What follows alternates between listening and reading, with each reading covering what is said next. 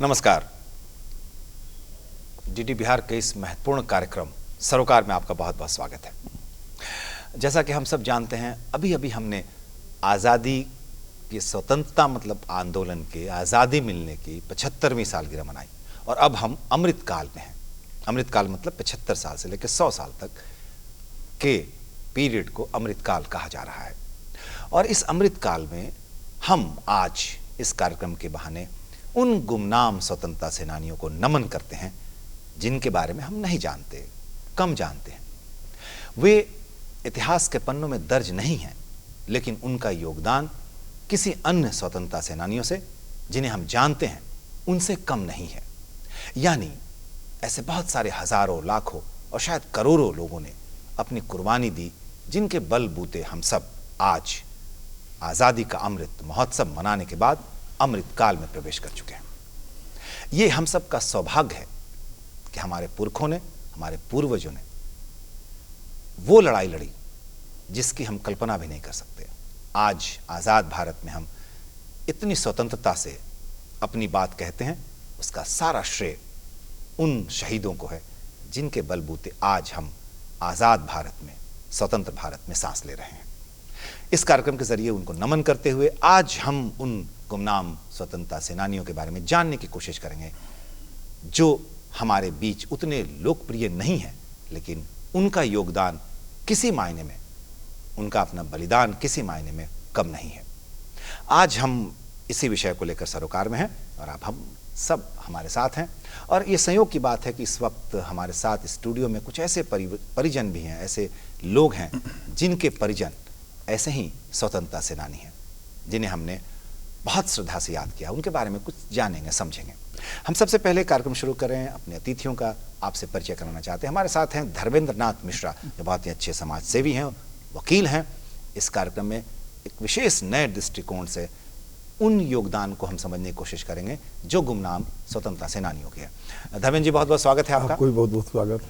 हमारे साथ एक और बहुत ही लोकप्रिय समाज सेवी हैं जो लगातार काम कर रहे हैं, राजेश कुमार भट्ट जी। और संयोग है कि राजेश जी भी स्वतंत्रता सेनानी परिवार से हैं और कई ऐसे गुमनाम जिनके बारे में नई पीढ़ी कम जानती है उसको लेकर काम कर रहे हैं। राजेश जी, बहुत बहुत स्वागत है आपका। बहुत बहुत धन्यवाद। हमारे साथ ये सहयोग है, एक सौभाग्य की बात है कि देश की जानी मानी स्त्री रोग विशेषज्ञ चिकित्सक डॉक्टर शीला शर्मा जी इस वक्त हमारे साथ हैं स्टूडियो में। संयोग है कि वो भी एक ऐसे परिवार से ताल्लुक़ रखती हैं जिनके कई पीढ़ियों के लोगों ने स्वतंत्रता आंदोलन में अपनी महत्वपूर्ण भूमिका निभाई। शीला जी, आपका भी बहुत बहुत स्वागत है। नमस्कार जी। बात शुरू करते हैं हम धर्मेंद्र जी आपसे। निश्चित तौर पर हम भले ना जानते हों उन्हें, ऐसे स्वतंत्रता सेनानी जिनके बारे में दुनिया कम जानती है, लेकिन जब देश की आज़ादी की बात चल रही थी, एक लहर थी, गांधी जी और दूसरे जो हमारे नेता थे उस समय के, उनके आह्वान पे लोग घरों से निकल पड़े, अपना सब कुछ परिवार छोड़ दिया, अपना सब कुछ पीछे कर दिया और देश को आज़ाद दिलाने के लिए निकल पड़े। ऐसे लोग, बहुत सारे लोग जिन्हें हम कम जानते हैं, नहीं जानते हैं, उनके बारे में जानने की जो हमारी जिज्ञासा है, लालसा है, वो इस अमृतकाल में कितना महत्वपूर्ण है, पहले तो हम ये जानना चाहेंगे आपसे। देखिए, स्वतंत्रता सेनानियों की चर्चा करने का सौभाग्य हमें मिला। हम नमन करते हैं उन स्वतंत्रता सेनानियों के जिनके अथक परिश्रम से और त्याग और बलिदान के बल पर आज आज़ादी की सांस ले रहे हैं जी। ये अमृतकाल है।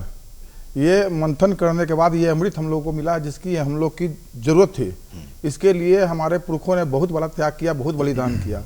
और ये पटना जो नगरी देख रहे हैं हमारी, इस पटना नगरी में ही भारतीय स्वतंत्रता संग्राम में महात्मा गांधी के असहयोग आंदोलन, भारत छोड़ो आंदोलन के आगाज करते ही हमारे देश के स्वतंत्रता सेनानी तो लड़े ही लड़े, हमारे देश की महिलाओं का योगदान को नहीं भूला जा सकता है। पटना की विंध्यवासिनी देवी जी, जिनका योगदान को नहीं भूल सकता। जब ये जो कदम कुआं में आप देख रहे हैं चरखा समिति, इस चरखा समिति में राजेंद्र प्रसाद जो हमारे पूर्व राष्ट्रपति, प्रथम राष्ट्रपति हुए, उनके अपनी बहन और अपनी पत्नी राजवंशी देवी और भगवती देवी, इन लोगों का जो आंदोलन हुआ, उस आंदोलन में विंध्यवासिनी देवी ने जो उग्र रूप धारण किया, झंडा लेकर जो आगे बढ़ी और उनके ऊपर नियंत्रण करने के लिए पूरी फोर्स, पूरी ताकत अंग्रेजी हुकूमत, ब्रिटानी हुकूमत की लग गई। लेकिन जब कंट्रोल नहीं हुआ तो महिला फोर्स को नियुक्ति करना पड़ा उनके नियंत्रण करने के लिए। आज आप कहीं भी नहीं देख सकते हैं, विंध्यवासिनी देवी को लोग नहीं जानते हैं, कम लोग जानते राम प्यारी देवी को लोग नहीं जानते हैं। जी जी। कदम कुआं में चरखा समिति का अपना योगदान रहा स्वतंत्रता संग्राम में। जी। इसी तरह वैशाली में अब जब देखते हैं तो वैशाली में दिगवारा प्रखंड है एक जगह, जी। दिगवारा प्रखंड पर झंडा फहराने के लिए शहीदों की लाइन लग गई। राम विनय सिंह की जो पत्नी थी, उनकी दोनों बेटी जो थी शारदा देवी और सरस्वती देवी, झंडा लेके आगे बढ़ गई और उनके ऊपर गोली चला, उनको गोली लगा और उन्होंने झंडा फहराने में कोई कसर नहीं छोड़ा। यहाँ तक कि 14 बरस का इन लोगों को सजा भी मिला, आजीवन कारावास की सजा इन लोग दोनों बहनों ने भुगता। इस चीज को हम लोग नजरअंदाज नहीं कर सकते हैं। स्वतंत्रता सेनानी तो बहुत लोग हुए, लेकिन इन लोगों ने अपने आप को गुमनाम रख करके और स्वतंत्रता आंदोलन में पूरी तरह से भागीदारी दी। उसी तरह से हम जब देखने जाते हैं, महिलाओं की बात करते हैं योगदान की, स्वतंत्रता सेनानी में तो लोग थे ही, लेकिन महिलाओं की बात करती है तो हमारे बिहार से बात करते हैं तो बिहार की आप भागलपुर से बात करिएगा तो भागलपुर से माया देवी थी, उस समय स्वतंत्रता सेनानी को लीड कर रही थी, स्वतंत्रता आंदोलन को। उस आंदोलन में वहाँ के एक थे, क्या नाम था उनका, नरसिंह गोप जी। नरसिंह गोप की जो पत्नी थी, उन्होंने 16 अंग्रेज को अकेले गोली मारा था और आजीवन कारावास को भुगती। उनकी वो जानती थी कि इसका परिणाम क्या होना है जी, लेकिन उन्होंने बढ़ चढ़ कर हिस्सा लिया स्वतंत्रता संग्राम आंदोलन में। मतलब पुरुषों के साथ साथ महिलाओं का योगदान को आप नहीं इनकार कर सकते। उन्हीं के बल पर आजादी मिली है, भारत माता की आजादी इन माताओं के बल पर मिली। जी, आप ठीक कह रहे हैं। और मुझे लगता है कि जो महिलाएं घर के बाहर निकलकर आंदोलन में भाग लीं, कुछ महिलाओं ने घर में रहते हुए भी अपने सहयोगियों को, अपने जो पुरुष थे, पति थे, पिता थे, भाई थे, उनकी भी उन्होंने उस तरह से आजादी के आंदोलन में आने को प्रेरित किया। ये भी एक तरह से उनकी महत्वपूर्ण भूमिका जी। अपने गहनों को उन्होंने गिरवी रखा। जी जी बिल्कुल। अपने जेवर को गिरवी रखा और बहुत भूखे रह करके, प्यासे रह करके। 2 बहनें थी, आपको बताते हैं एक बहुत इंटरेस्टिंग कहानी। 2 बहनें थी जी जी। ये दोनों बहनें जो थी वैशाली की थी। एक थी सुनीति देवी। जी बिल्कुल। एक सुनीति देवी का आपने नाम सुना होगा। हाँ बिल्कुल। और एक थी राधिका देवी। ये दोनों पुरुष का वेश बना करके साइकिल पर चल के जन जागरण करती थी। जी जी जी। और जन जागरण करके स्वतंत्रता आंदोलन को धां दिया करती थी, लौ दिया करती थी। वैशाली में आसपास इस तरह की कहानियां आज भी प्रचलित है कि कैसे सुनीति देवी योद्धाओं की गिनती नहीं गिना सकती। स्वतंत्रता सेनानी में कितना योगदान इन लोगों ने किया है। चलिए हम फिर आपके पास आएंगे धर्मेंद्र जी और कुछ और नई जानकारी लेंगे। राजेश जी आपके पास आना चाहते हैं। आप लगातार काम कर रहे हैं उन गुमनाम या कम महत्वपूर्ण, जिनकी बहुत हम महत्वपूर्ण बात नहीं मानते, लेकिन उनका भी रोल है। जैसे मुझे लगता है कि राजकुमार शुक्ल जी को लेकर आपने बहुत काम किया है। जी जी। राजकुमार शुक्ल जी के ही सहयोगी एक थे जो बहुत अच्छे साहित्यकार थे, पत्रकार थे। जी जी जी। पीर मोहम्मद मुनीस। पीर मोहम्मद मुनीस। ऐसे लोगों को आपने आगे लाने की बहुत कोशिश की है। जरा बताएं कि आखिर क्यों ये लोग पीछे रह गए, क्यों, क्या इनके बारे में, जबकि समकालीन लोग जानते थे उनके योगदान को, उनके बलिदान को, लेकिन फिर भी हम उन्हें रिकॉग्नाइज नहीं कर पाए, हम उनको आगे, उनकी बातों को नहीं ले पाए, दुनिया के सामने नहीं रख सके, क्या कारण था? पहले तो ध्रुव जी आज इस चर्चा में बुलाने के लिए आपको विशेष तौर पर मैं धन्यवाद ज्ञापित करता हूं कि खासकर दूरदर्शन बिहार ने गुमनाम शहीदों को अमृत काल के अवसर पर याद किया है। यह विशेष महत्व का वर्ष भी है और यह उन तमाम शहीदों को याद करने का दिन है जो किसी भी कारणवश गुमनामी के अंधेरे में खो गए हैं और आज की भावी पीढ़ी उनसे बिल्कुल ही अनजान है। वैसे तो बिहार क्रांति की भूमि रही है, कई क्रांति यहाँ क्रांति का आगाज हुआ है। महात्मा गांधी का आंदोलन कहें तो इसकी शुरुआत बिहार से हुई है जी। और वो चंपारण आंदोलन की पृष्ठभूमि रही है। जैसा कि आपने कहा कि पंडित राजकुमार शुक्ल को लेकर, तो पंडित राजकुमार शुक्ल में तो मैं जीता हूँ और मरता हूँ। पंडित राजकुमार शुक्ल एक ऐसे व्यक्तित्व का नाम है जिसने गांधी को भी सत्याग्रह का राह दिखाया। ये कहने में कहीं कोई गुरेज नहीं है। पंडित शुक्ल और गांधी का जो मिलन था वो ऐतिहासिक संयोग माना जाता है। अगर वह मिलन नहीं होता तो शायद आज़ादी में और भी समय लग जाता। गांधी जी को एक बड़ा विशाल प्लेटफॉर्म मिला चंपारण सत्याग्रह के बहाने, वहीं किसानों को एक नेतृत्व मिला। इसलिए मैं सुखद संयोग कह रहा हूं इसको। जी जी। और उस पंडित राजकुमार शुक्ल के नेतृत्व में हजारों हजार लोग, मैं तो कहूं कि विश्व का सबसे बड़ा किसान आंदोलन चंपारण सत्याग्रह आंदोलन को कहा जाता है, इसलिए कि 19 लाख किसान जिसमें सीधे तौर पर जो है शामिल हुए थे और ये जन आंदोलन बन गया था। उसमें मैं कई ऐसे गुमनाम लोगों का नाम बड़ी अदब के साथ लेना चाहूंगा जी। जिसमें पीर मोहम्मद मुनीस साहब का भी नाम बड़े अदब के साथ लिया जा सकता है, क्योंकि वो पंडित शुक्ल के साय के रूप में रहते थे जी। ब्रजकिशोर बाबू जो जयप्रकाश नारायण जी के रिश्तेदार ससुर रिश्ते में लगते थे, साय की तरह रहते थे। जहां जहां पंडित राजकुमार शुक्ल जाते थे, चूंकि उनके अधिवक्ता भी वो थे, तो चूंकि पंडित राजकुमार शुक्ल भोजपुरी बोलना जानते थे और कैथी में लिखना जानते थे, अंग्रेजी और हिंदी से बिल्कुल ही उनका वास्ता नहीं था। इसको लेकर ब्रजकिशोर बाबू के का जो सहयोग उनको प्राप्त होता था, कहीं भी अंग्रेजों से मिलना या अधिकारियों से मिलना या कार्यालय में कहीं कोई भी प्रार्थना पत्र जब भेजने की बात होती थी या कोई पत्राचार की बात होती थी, तो पीर मोहम्मद मुनीस साहब का नाम आता है। जी जी। तो ऐसे कई नाम हैं जो पंडित राजकुमार शुक्ल के नेतृत्व में चंपारण सत्याग्रह में अपना अमूल्य अवदान दिया है, जिसमें शेख गुलाब साहब का नाम बहुत अदब से लिया जा सकता है, शीतल राय जी का नाम। ये कहा जाता था तिकड़ी, पंडित राजकुमार शुक्ल, शेख गुलाब और शीतल राय, ये तिकड़ी कहा जाता था। ऐसे कई नाम हैं चंपारण सत्याग्रह में। डॉक्टर राजेंद्र प्रसाद जी वहाँ पंडित राजकुमार शुक्ल के साथ उन्होंने काफ़ी समय बिताया है। मौलाना मजरूल हक साहब वहाँ थे। ये कई ऐसे नाम हैं। बत्तख मियाँ साहब का नाम लिया जाता है जी। तो इतिहास में कई ऐसे नाम जो अब तक इतिहास में दर्ज नहीं हो सके हैं, निश्चित तौर पर आज उनको नमन करने का ये जो दिवस आपने चुना है, इसके लिए तो मैं विशेष आभार व्यक्त करता हूँ। खासकर देखिए, हर जिले में जब सत्याग्रह की शुरुआत हुई, स्वतंत्रता आंदोलन का जो आगाज हुआ, तो हर जिले में मैं कहूँ आपको कि कुछ ना कुछ एक बड़ी घटना घटी आज़ादी को लेकर। जो उद्वेलित हुए लोग, जो एक संघर्ष का पराकाष्ठा जब आया, तो कई ऐसी घटनाएं घटी जिसमें कुछ लोग तो चर्चा में आए और कुछ लोग चर्चा से बाहर रह गए। जिसमें मैं एक घटना का जिक्र करता हूं, मुजफ्फरपुर की घटना। जुब्बा साहनी जी का नाम बड़े अदब से लिया जाता है इतिहास में, सभी जगह अंकित है इतिहास के पन्नों में। लेकिन वहां जो घटना घटी थी, वो घटना थी कि लियो वालर वहां जो है थाना इंचार्ज हुआ करते थे, अंग्रेज अधिकारी थे, और उनसे आक्रोशित लोग थे। जब झंडा फहराने की बात हुई, खासकर मीनापुर थाने पर, तो उस समय तत्कालीन जो थे लियो वालर वहां थे। लियो वालर को मतलब कई लोगों ने जब झंडा फहराने का प्रयास किया, तो लियो वालर के आदेश से गोली चला दी गई और कई लोगों की उसमें जान चली गई। उसी में जुब्बा साहनी जी को फांसी दी गई। लेकिन कई ऐसे गुमनाम चेहरे जो नेतृत्व कर रहे थे, जिसमें जगन्नाथ सिंह थे, एक जगन्नाथ दसौधी थे, बिजली राणा साहब थे, अशरफी महाराज थे और हरिहर दसौधी थे।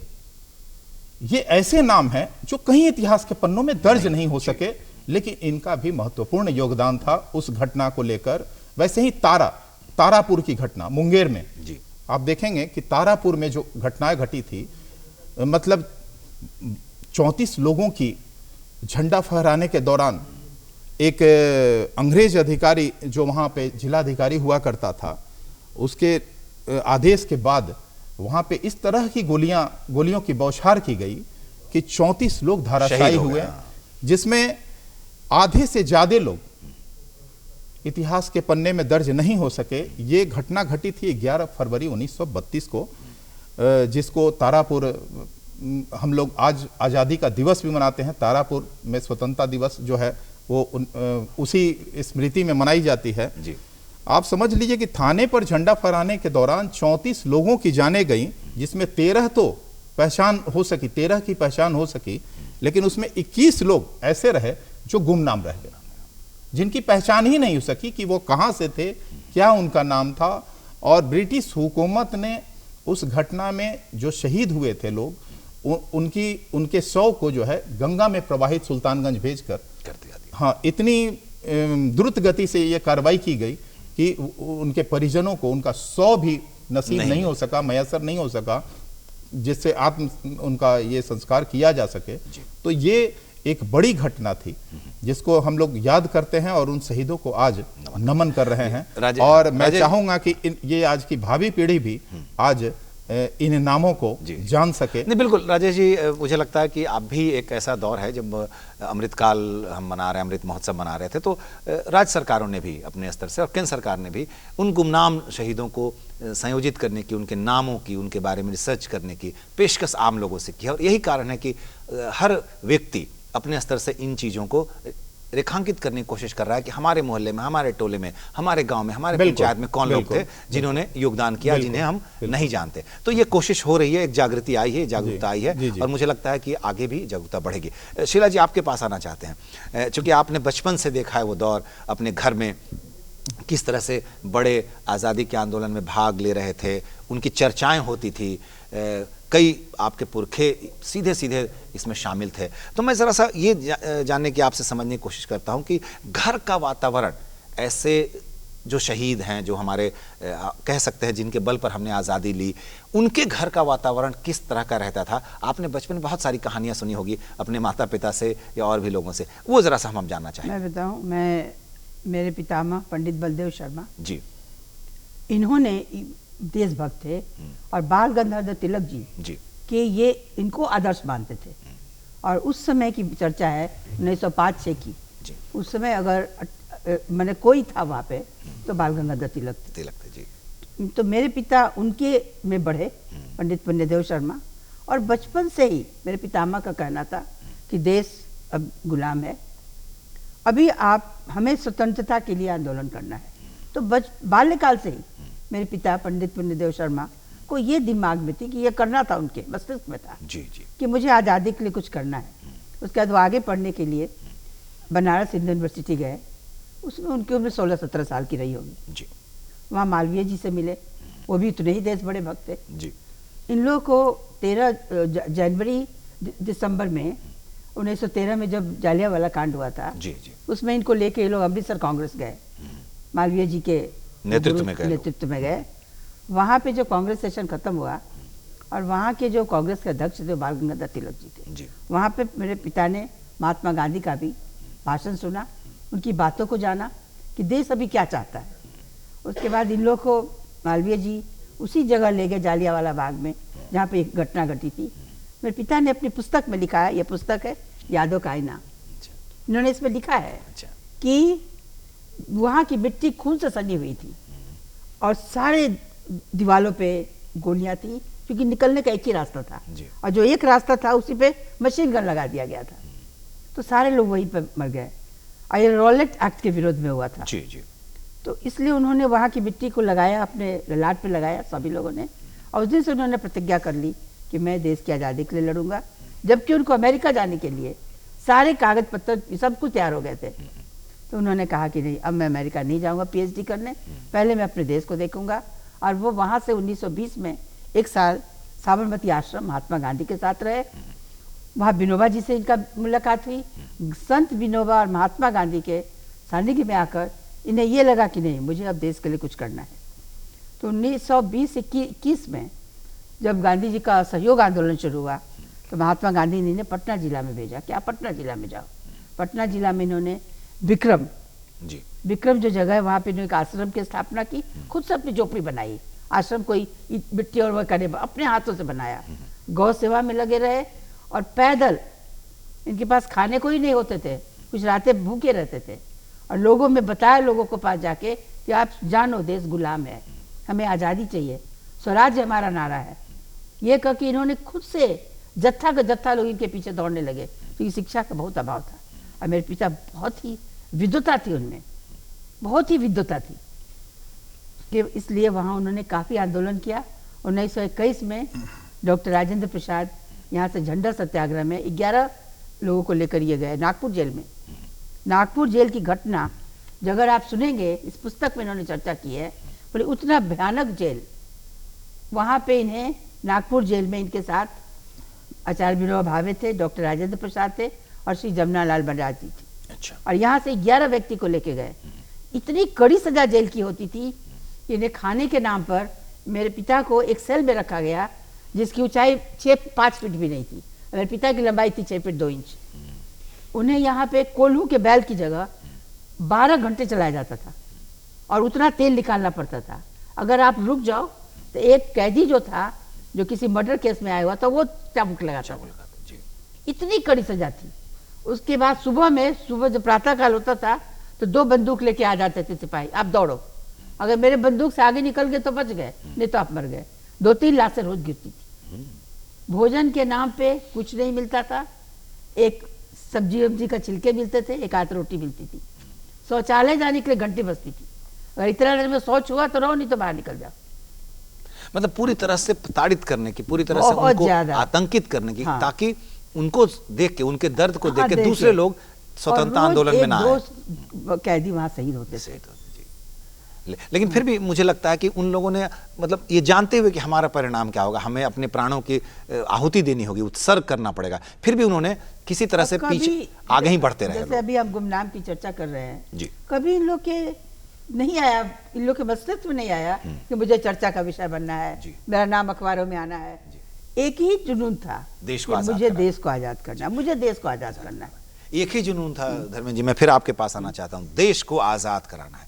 ये जो भावना थी, और उस समय हम सब जानते हैं बहुत दिक्कत थी, मास कम्युनिकेशन के भी साधन उतने नहीं थे, अखबारों में भी उतनी बातें नहीं आती थी। बड़े नेता के जरिए गांव में, स्थानीय कस्बों में, शहरों में लोग, अगर एक आध आदमी भी अगर उनकी बात को समझ पाया, साप्ताहिक अखबार निकलते थे, प्रायः रोज के अखबार नहीं थे, तो उनकी बात जब आती थी और काफ़ी चर्चा होती थी, तो चूंकि समय कम है, हम कम समय में ये जानना चाहेंगे कि ये भावना कैसे आखिर जागृत होती थी, और ये भावना, देश प्रेम की भावना, मातृभूमि के प्रति जो समर्पण है, उस भावना के पीछे क्या लगता है, क्या मनोविज्ञान रहा होगा, जो अब की पीढ़ी को भी जरूरत है देश के विकास के लिए। देखिए, स्वतंत्रता का आंदोलन जो था, जनमानस का आंदोलन था और हृदय का निकला हुआ था। प्रेम ही स्वतंत्रता को देती है। राष्ट्र प्रेम में विश्वास रखते हुए राजेंद्र नाथ बिस्मिल ने फांसी की सजा कबूल कर ली हंसते हंसते, और उनकी मां मूलमती, उनके अपने पुत्र राजेंद्र नाथ बिस्मिल के मृत्यु के 2 महीना बाद ही अपने दूसरे पुत्र को भी राष्ट्रीय स्वतंत्रता संग्राम के लिए दान करने की प्रतिज्ञा कर दी। जी। और बीच समाज में बैठ करके अपने बच्चों को स्वतंत्रता आंदोलन में कूदने के लिए आदेश दिए। यानी देश सर्वोपरि है, देश सर्वोपरि है। राष्ट्र सर्वोपरि है। जी। हमारे यहाँ महाराजगंज में टोली बैठा करता था दीवानों का। जी, जी। सभी स्वतंत्रता संग्राम के सेनानी लोग महाराजगंज में बैठे थे। उस समय उमाशंकर बाबू हुआ करते थे। उन्होंने महात्मा गांधी के आह्वान पर 1000 रुपया डोनेट किया स्वतंत्रता आंदोलन में, जी। जिसका नतीजा ये हुआ कि उनका जो स्कूल चलता था उमा बाबू का, उमा प्रसाद हाई स्कूल, उसको आग लगा दिया गया। लेकिन उससे भी उनके किसी प्रताड़ना से डरे नहीं उन लोग। राजेश, यही सवाल, चूंकि समय बहुत कम है, क्या रही होगी भावना, मातृभूमि के प्रति जो समर्पण की भावना है, वो कैसे आखिर उनके अंदर जागृत हुई होगी? किस तरह से उन्होंने सब कुछ छोड़ के, अपना घर परिवार, पूरा समाज छोड़ के देश की आज़ादी के लिए निकल पड़े, जानते हुए कि शायद किसी क्षण हम शहीद हो जाएं? देखिए, एक लहर थी, एक जज्बा था लोगों में। जी। जज्बा ये था कि अंग्रेज को भगाओ। अंग्रेजों ने जिस तरह से प्रताड़ना शुरू किया था, उत्पीड़न करने लगे थे, और शोषण तो इस कदर था कि महात्मा गांधी ने एक्सपेरिमेंट विथ ट्रूथ में अपने लिखा है कि 46 तरह के कर लगाए गए थे। मैं फिर से आता हूं चंपारण आंदोलन पे आपके साथ। 46 तरह के कर थे, घाव ही कर था। अब आप समझ सकते हैं कि अंग्रेजों को अगर घाव होता है तो उसके लिए अंग्रेज पदाधिकारियों को तब घाव होता था, तो उसके लिए भारतीय किसानों से जो है कर लगा, बाप ही कर लगाया गया था। पिता की मृत्यु होने पर कर, इससे बड़ा और क्या आर्थिक अत्याचार की पराकाष्ठा। राजेश, इसमें मैं ये भी जोड़ना चाहता हूं, इसी को लेकर राजेश, इसमें मैं ये भी जोड़ना चाहता हूं कि मैंने पढ़ा है, राजेंद्र प्रसाद जी ने भी लिखा है कि एक प्रकार का कर वो था जो मृत पशुओं की खाल जो लोग उतारते थे, उनको भी टैक्स देना पड़ता था। उनको भी टैक्स देना। मैं कहा 46 तरह के कर ऐसे लगाए गए थे, क्रूरतम से क्रूरतम। आज आधुनिक काल में क्रूरतम से क्रूरतम भी शासक इस तरह की कोई कल्पना से भी सिहर जाता है मन। और यही कारण है कि लोग, और यही कारण था कि स्वतः स्फूर्त यह आंदोलन बना, जन आंदोलन बना। आज ये जन आंदोलन इस कदर बना कि राष्ट्रीय स्तर पर लोग स्वतः स्फूर्त अपने घरों से निकल पड़े और देश के लिए आजाद करने निकल पड़े। चलिए, हम चूंकि समय कम है, शीला जी, मैं भी आपसे भी यही सवाल करूंगा कि आखिर वो भावना फिर से देश प्रेम के प्रति जागृत हो, नई पीढ़ी तक ये बात पहुंचे? क्या लगता है क्या करना चाहिए देश को? नई पीढ़ी को मुझे ये कहना है कि जो गुमनाम स्वतंत्रता सेनानी थे, चाहे शहीद हो चाहे उनकी मृत्यु जैसे भी हो, पुस्तकों में पाठ्यक्रम में इन लोग को लाना बहुत आवश्यक है। बच्चे पहली कक्षा से इन बच्चों को बताया जाए, पहली कक्षा दूसरी कक्षा, और जब ये कॉलेज में आ जाए तो इन लोगों पर पीएचडी किया जाए, रिसर्च किया जाए, लोगों को दिया जाए कि हमारे स्वतंत्रता सेनानी कौन कौन थे, उन्होंने किस तरह कार्य किया और देश को आज़ाद किया। मुझे लगता है इस तरह काम शुरू भी हुए। राजेश जी, कुछ काम शुरू हुए उसके बारे में बताएंगे आप? क्या नहीं, अभी छात्रों की बात उन्होंने जी, किया, जी, जी। तो आपको बता दूं कि छात्रों की अगर बड़ी भूमिका रही तो आप देख सकते हैं जो हम लोग सप्तमूर्ति देखते हैं, जी जी, इनमें 7 छात्र ही थे। जी बिल्कुल बिल्कुल बिल्कुल, इंटर के छात्र शहीद थे, स्कूलों के शहीद जगपति नहीं, कुमार थे, जी बिल्कुल, देवीपत चौधरी थे। हाँ, समय नहीं है राजेश जी, और तो मैं छात्र उस समय पढ़ाई छोड़कर भी आंदोलन में आए। मेरे पिताजी राम वृक्ष बेनीपुरी के साथ योगी के संपादन में लग गए, बीएन कॉलेज में तब पढ़ा करते थे। जी, जी। और अपने शिक्षा को छोड़कर वो देश प्रेम को लेकर आ गए। नहीं, गोलघर के मुरेरे से उस समय एक कॉलम लिखा जाता था जो आग उगलती थी, और आए दिन पिताजी से मैं सुना करता था कि आए दिन वहां जो है ब्रिटिश हुकूमत द्वारा रेड किया जाता था और जब्त कर दी जाती थी। तो आप समझ सकते हैं सप्तमूर्ति तो इसका बड़ा उदाहरण है। बिल्कुल बिल्कुल। और मैं चलते चलते, चूंकि समय कम है राजेश जी, मैं बताऊं कि सप्तमूर्ति के बारे में हम सब जानते हैं और नमन भी करते हैं, लेकिन ऐसी घटनाएं और भी जगह पे हुई थी। हिलसा थाना के नालंदा जिले में हिलसा थाना में 14 लोगों की मूर्तियां वहां पे लगी। छात्र, मजदूर, किसान, हर वर्ग का जो है सहभागिता रहा, सिर्फ नमन, और यही कारण है कि जन आंदोलन। ऐसे नमन की जरूरत है कि हम अगर अपने आसपास में अगर इस तरह की कोई भी शहीद हैं, गुमनाम ही हैं, लेकिन उनके बारे में हम पता करें, उनके बारे में विस्तृत जानकारी लें और उसका प्रकाशन हो, जैसा कि कोशिश हो रही है कि भी किताब आए, उनको भी हम स्वतंत्रता आंदोलन में उनकी भागीदारी कितनी महत्वपूर्ण थी इसको भी रेखांकित करें। मुझे लगता है तभी ऐसे गुमनाम स्वतंत्रता सेनानियों को हम नमन कर पाएंगे सही तरीके से।